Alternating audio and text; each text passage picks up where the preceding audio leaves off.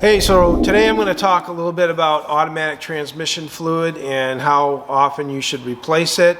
A lot of that relies on how you drive the vehicle. I mean, if you are in stop and go driving all the time, you tend to be a really aggressive driver. If you put your car in reverse and don't come to a complete stop before you throw it and drive, that's a no-no. That's not going to help your transmission last very long anyway. But today I'm going to talk to you a little bit about the fluid and how important it is. You think about a transmission and what it's got to do. It's got the engine in front of it, and it's got to basically move your vehicle around. It's like a big hydraulic pump, and that fluid gets hot. When that fluid gets hot, it breaks down, and that's when it starts to get dark. Why does it get dark? Because it starts to wear the clutch packs down, and that material is then put into your fluid. When it gets into your fluid can't cool the transmission like it used to. See, the transmission fluid moves from the transmission to a cooler that's located in front of your radiator and comes back around, or it's within the radiator. So anyway, I'm going to show you some samples here real quick.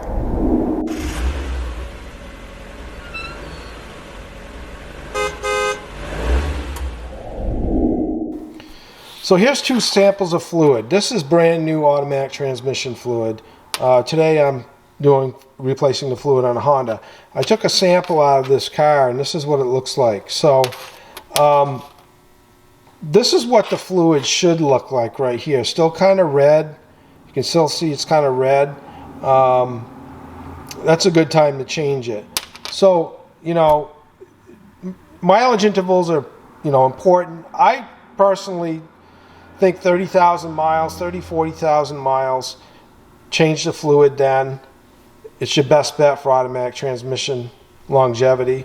With the Hondas, I only use the Honda specific fluid, and check your vehicle what it requires to take. Don't mess around with that.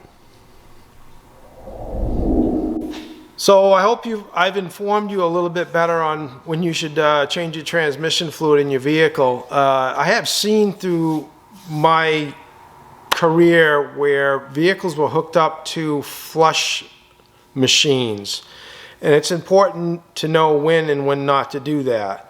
Oftentimes what would happen is people would come in. I used to work at an independent. They would come in there and they'd say, my transmission's not shifting right, it doesn't feel right, and they don't know if they've ever changed their transmission fluid.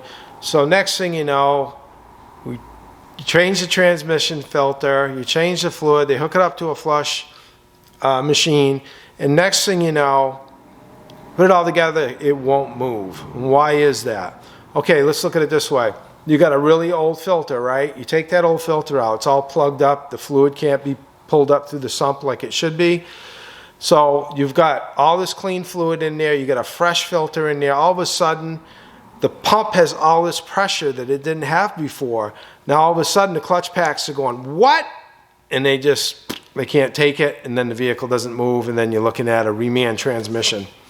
Anyway, so hopefully that doesn't happen to you. Like and subscribe, that would be greatly appreciated. Again, this is Joe from Boulet's Garage. Have a great night.